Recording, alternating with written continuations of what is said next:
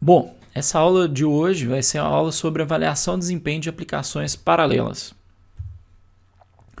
Bom, então desempenho geralmente é um requisito não funcional e a galera negligencia ele na criação de sistemas e aplicações, porque geralmente as pessoas estão preocupadas com requisitos funcionais. Mas a gente pode pensar em vários exemplos, por exemplo, o próprio site do Google. Se demorasse 5 segundos, 10 segundos para voltar uma busca que você fez, você nunca mais ia usar esse site. Então, desempenho é tão fundamental quanto os requisitos funcionais, ou seja, funcionar corretamente. Quando eu falo de desempenho, eu estou falando basicamente de duas métricas. A primeira é tempo de resposta, onde a gente está preocupado em reduzir, né, o tempo total para computar um único resultado. Então, diminuir o tempo de uma aplicação rodando. A segunda métrica é vazão. Na vazão, a gente está preocupado em aumentar a taxa na qual a série de resultados pode ser computados. Ou seja, a gente está preocupado em aumentar coisas por segundo. Não é só uma aplicação, são várias aplicações rodando e a gente quer que essas aplicações rodar cada vez mais aplicações no mesmo intervalo de tempo. Com base nessas duas métricas, a gente pode calcular outras, que são as métricas que a gente vai utilizar mais aqui na disciplina. Então, uma métrica que a gente vai utilizar bastante é o SpeedUp. O SpeedUp ele compara o tempo para resolver um problema computacional em um elemento de processamento, ou seja, o tempo sequencial da sua aplicação, com o tempo que a sua aplicação gasta para ser resolvida em N elementos de processamento, ou seja, o tempo paralelo da sua aplicação. A equação é SpeedUp igual a tempo sequencial sobre o tempo paralelo. O que o SpeedUp vai te dizer no final? Ele vai dizer quantas vezes um programa paralelo ficou mais rápido que um sequencial. O SpeedUp ele não tem uma unidade. Então, quando você tem um SpeedUp de 2, significa que o seu programa ficou 2 vezes mais rápido. SpeedUp de 3, ele ficou 3 vezes mais rápido. E assim por diante. O ideal é que a gente tenha um SpeedUp linear. Ou seja, à medida que você vai aumentando o número de processadores, você vai aumentando o seu desempenho de forma linear. Por exemplo, se você tem 2 processadores, você tem um SpeedUp de 2. Se você tem 3 processadores, um SpeedUp de 3. Mas é difícil alcançar um SpeedUp linear por várias razões. Outra métrica que a gente pode utilizar, agregando o tempo e o SpeedUp, é a métrica eficiência. Eficiência é igual ao SpeedUp dividido pelo número de processadores. Ou seja, a gente está querendo responder qual a utilização dos recursos. Será que a gente utilizou de forma devida? É uma medida mais pensando no hardware. À medida que eu aumento o número de cores, será que a minha aplicação está tendo um speedup linear? Se tem, é porque a eficiência está próxima de 100%. Se não, a sua eficiência está baixa.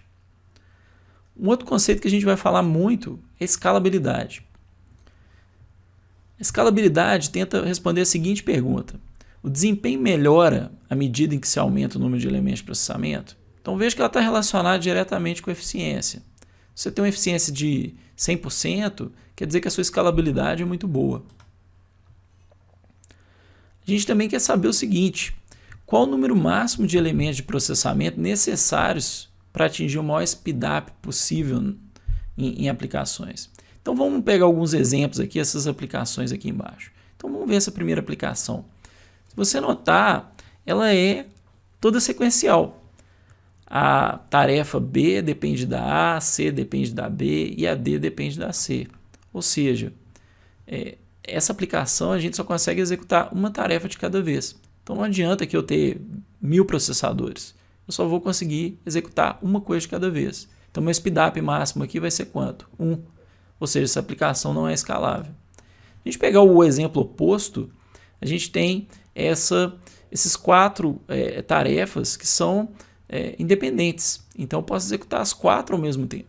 Então se eu tivesse um processador com 4 núcleos, eu ia ter escalabilidade total, porque não existe nenhuma dependência de dados entre essas tarefas. Essa outra tarefa aqui, essa outra aplicação, está no meio do caminho.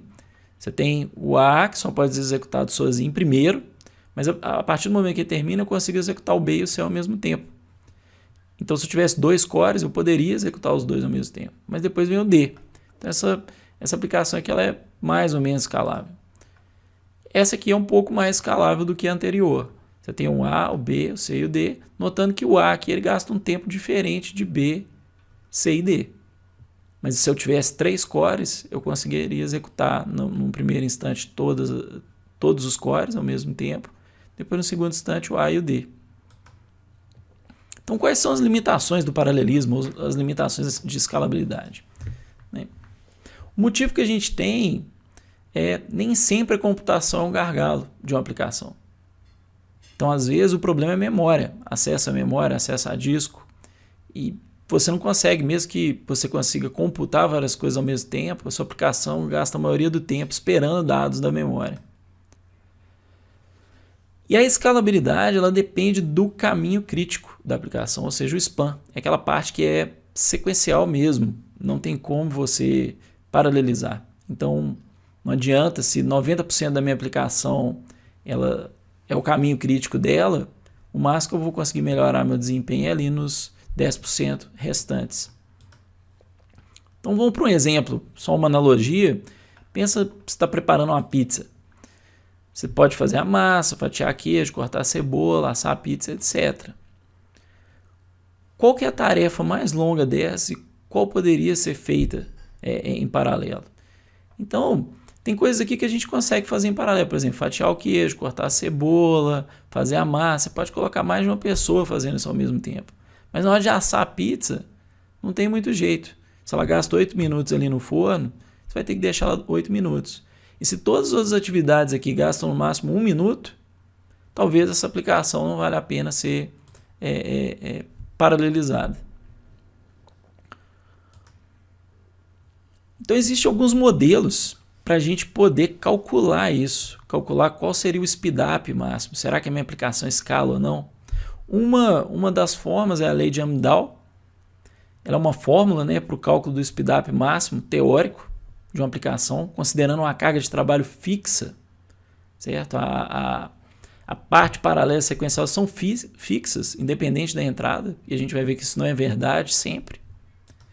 A fórmula é essa, você tem speedup igual a 1 sobre 1 menos P mais P sobre S, onde o P é a fração da aplicação que pode ser executada em paralelo, ou seja, quantos por cento da sua aplicação pode ser executada em paralelo, ou seja, não tem dependência ali. E S é o speedup máximo que você espera para essa fração paralela, que geralmente é o número de núcleos que você tem. Você tem 4 cores, você está esperando o speedup de 4, certo? Na parte paralela, que é a parte sequencial, não tem como. Então, um exemplo. Suponha que eu tenho um P de 80% e 4 cores. Então, o speedup seria o quê? 1 sobre 1 menos 8, 0,8 mais 0,8 dividido por 4. O que daria um speedup de 2,5, certo? Então, mesmo eu tendo 4 cores aqui, o máximo de speedup que eu conseguiria é 2,5. Por quê? Porque somente 80% da minha aplicação é paralela. E a eficiência do meu sistema seria o speedup dividido pelo número de cores. Então, a eficiência seria 62%. Uma eficiência baixa, mas aceitável. Um modelo alternativo ao modelo de Amdahl é o modelo WorkSpan. Então imagine esse grafo aqui. Esse grafo são tarefas que o seu programa faz, né? Pode ser blocos de instruções, trechos do seu código. E aqui são as dependências de dados que existem. Eu só posso executar o D, o B e o C depois que o A tiver terminado.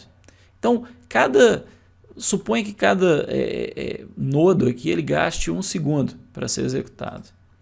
Então, um conceito é o conceito de work, de trabalho. Ou seja, eu gastaria, se eu somar todos esses caras aqui, eu gastaria o quê? 9 segundos para poder processar, 9 unidades aí para serem processadas.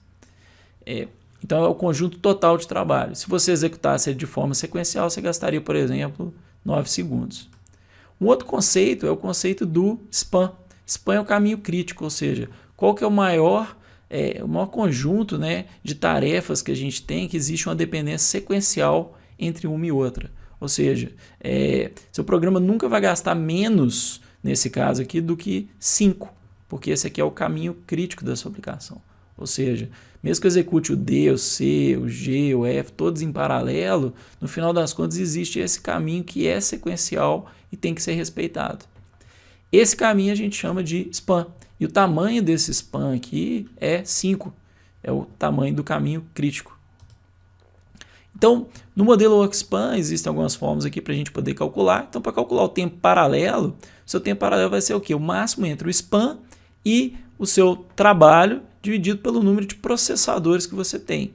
Ou seja, no melhor caso, a sua aplicação vai gastar o quê? O tempo do span. Não tem jeito de ficar mais rápido do que isso, porque isso aqui é o caminho crítico. Mas, dependendo do número de processadores que você tiver, você não vai alcançar o span. Talvez vai precisar de aumentar o número de processadores para conseguir dividir o seu trabalho.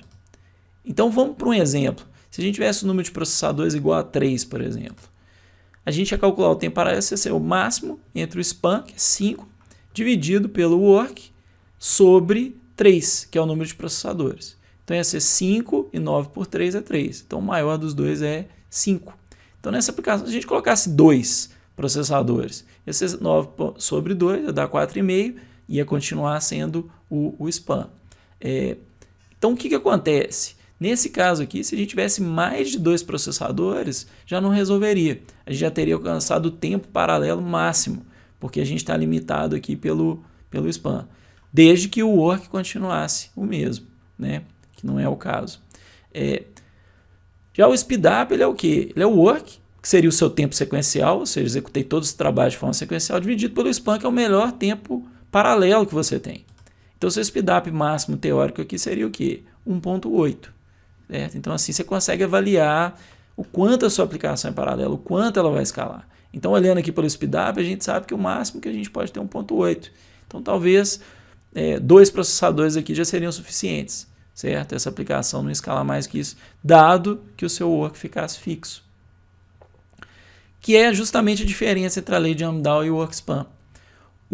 A lei de Amdahl, ela assume que o quê? Essa proporção entre parte que pode ser paralisada e parte sequencial, ela é a mesma, independente da entrada de dados. E a gente sabe que na prática não é isso. À medida que você vai aumentando a entrada de dados, muitas vezes acontece o quê? O seu tempo sequencial continua fixo, ou seja, o seu caminho crítico está fixo, e a sua parte paralela só vai aumentando.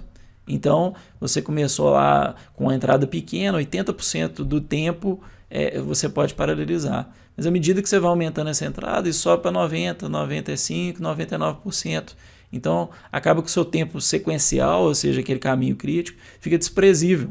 Certo? E para a lei de Amdahl, como ela assume uma carga fixa, ela vai assumir que aquele programa seu não é tão escalável. E o WorkSpan ele é melhor nesse sentido. Então, no WorkSpan, como a gente viu ali, para um número infinito de processadores, o tempo de execução é no mínimo o próprio span. Né? Por outro lado, ao aumentasse o tamanho do work, então suponha que a gente aumentasse aqueles works lá do lado, né? Aquelas outras partes paralelas, o seu caminho crítico ia ficar cada vez menor. Então seu work é 9, mas suponha que ele fosse para 18, mas seu caminho crítico continuasse com 5. O 5 ia ficar cada vez menor perto da quantidade de trabalho que a gente pode fazer. Então, o modelo WorkSpan consegue modelar isso.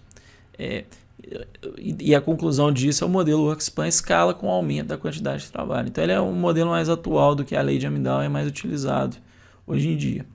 O que mata o desempenho do seu programa? São as dependências de tarefas ou as dependências de dados, né? Porque elas exigem sincronização. Se você tem pouca sincronização, você vai ter uma aplicação mais escalável, mas ao mesmo tempo sua aplicação vai ficar menos determinística. Que é ruim, mas é uma troca que você tem que fazer. Mas se você tem muita sincronização, você diminui a escalabilidade. Ou pode causar até um deadlock, né? Que é 2 threads ficarem uma esperando a outra eternamente. Então, a gente tem que trabalhar meio que no meio do caminho. Tentar manter pouca sincronização, ao mesmo tempo tentando não deixar a aplicação não determinística. Mas tem aplicações que não dependem da ordem exatamente. Então esses aí são os casos melhores para paralelismo. E acaba que a programação paralela leva a gente a novas armadilhas, né, que não existiam na programação sequencial. Quando eu estou falando armadilhas, eu estou falando no sentido de problemas de desempenho que não existiam na aplicação sequencial. Então, quais são exemplos dessas armadilhas, né? Você tem condição de disputa, que a gente já viu, por exemplo, com o critical, né? Você tem a exclusão mútua, que está ligada, é o mesmo problema. A gente tem o deadlock, né? Que a gente pode ter uma thread dependendo da outra e ficar ali para sempre parada, né? E o deadlock às vezes pode ser raro, então você não percebe que isso está no código. Você tem contenção por locks, né? Então existe mais de uma maneira de você tratar a condição de disputa, e quando você usa o critical exatamente, você cria, né, aquela fila infinita em que as threads ficam ali esperando para sempre, certo? Então existem outras maneiras de tratar a condição de disputa que não seja um lock. Localidade de dados, ou seja, sua thread está acessando dados que estão próximos dela, próximo em questão de memória, está na cache dela, está numa memória remota. Então esse é um problema grave, que antes você não tinha na programação sequencial, porque era uma memória e um processador. Balanceamento de carga, a gente já viu, né, que faz diferença ter um balanceamento dinâmico, um balanceamento estático, e isso depende muito do tipo da aplicação que você está trabalhando. E uma sobrecarga, porque agora você tem que criar threads, matar threads, sincronizar threads. Então, às vezes, se você fizer isso com muita frequência, não vale a pena nem paralelizar a sua aplicação.